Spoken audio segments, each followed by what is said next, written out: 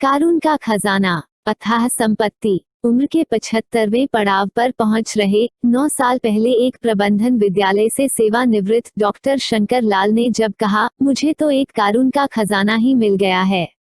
अविरल संगीत सीखने का तरीका, जो मुझे जीवन पर्यंत आनंद देने के लिए बहुत है, तो उनके मित्र को भी उतना ही आश्चर्य हुआ जितना डॉक्टर शंकर लाल को हुआ था। सेवानिवृत्ति के बाद लगभग 5 साल तक डॉक्टर शंकर लाल स्वास्थ्य के एक बुरे दौर से गुजरे थे। कमजोर, लाचार, घर बिस्तर तक सीमित हो जाने की हालत में उन्होंने अपना ध्यान बीमारियों और दर्द से हटाने के लिए 45 वर्षों के प्रबंधन विषय से संबंधित अपने शुद्ध भारतीय अनुभवों को लिखना शुरू किया। यद्यपि वह प्रकाशन के लिए नहीं लिख रहे थे, पर जब 1 दर्जन पुस्तकें लिख गई, तब वे इन अनुभवों को प्रबंधन के छात्रों, शिक्षकों और कार्यरत प्रबंधकों तक कम दामों पर पहुंचाने का उपाय ढूंढने लगे।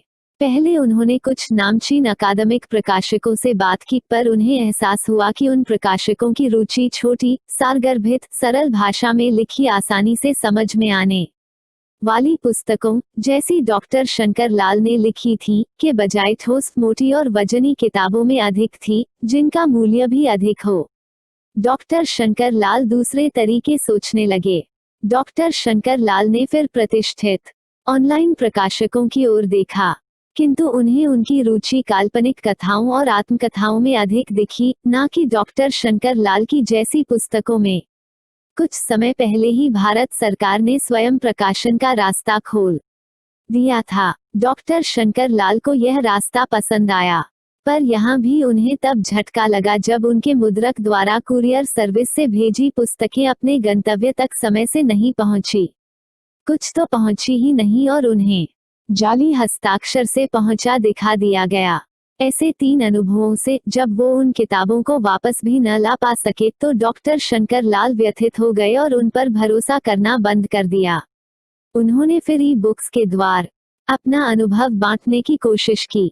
उसमें उनको सफलता भी मिलनी शुरू हुई।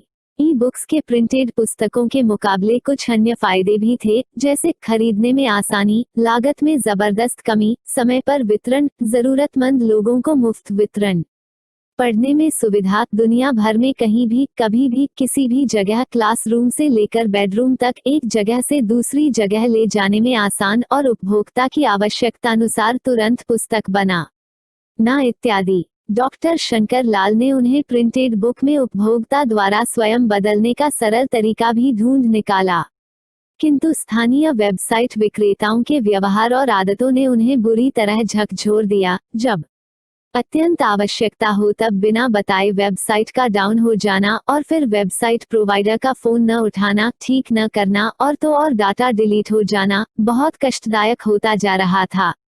सारा पेमेंट करने पर भी पुस्तकों को पाठक तक न पहुंचा पाना उनके पूरे उद्देश्य और मेहनत को ही विफल कर रहा था।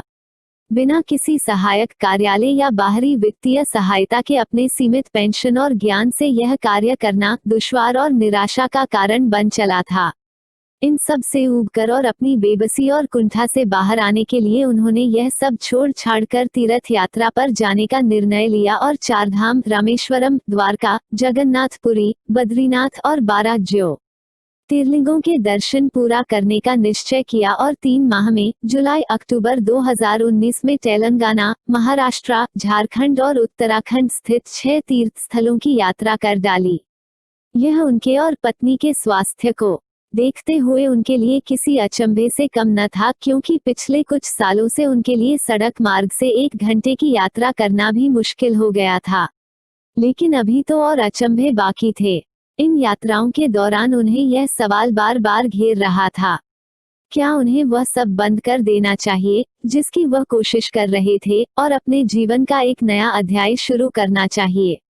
3 महीनों की तीर्थ यात्रा की प्रक्रिया में एक असामान्य घटना हुई। डॉक्टर शंकर लाल और उनकी पत्नी को प्रसिद्धि स्वर साम्राज्ञी भारत रत्न लता मंगेशकर के 90वें जन्मदिन पर उनके दर्शन का सौभाग्य प्राप्त हुआ, यद्यपि वे अस्वस्थ थी और किसी बाहरी व्यक्ति से मिल नहीं पा रही थी। डॉक्टर शंकर लाल की जेठतम बहन, जिनका 6 माह पहले ही निधन हुआ था, को लता मंगेशकर के गाने बहुत पसंद थे और अपनी युवावस्था में वे उनको अक्सर गुनगुनाया करती थीं। बीमार अवस्था में उन्होंने डॉक्टर शंकर लाल से भी गाने सुनाने का कई बार आग्रह किया था, लेकिन गला साथ न देने की वजह से वे उनका आग्रह पूरा न कर पाए थे। लेकिन जब उन्होंने लता ताई के चरण स्पर्श किए तो उन्हें कुछ आभास हुआ और उन्होंने संगीत सीखने का निश्चय किया।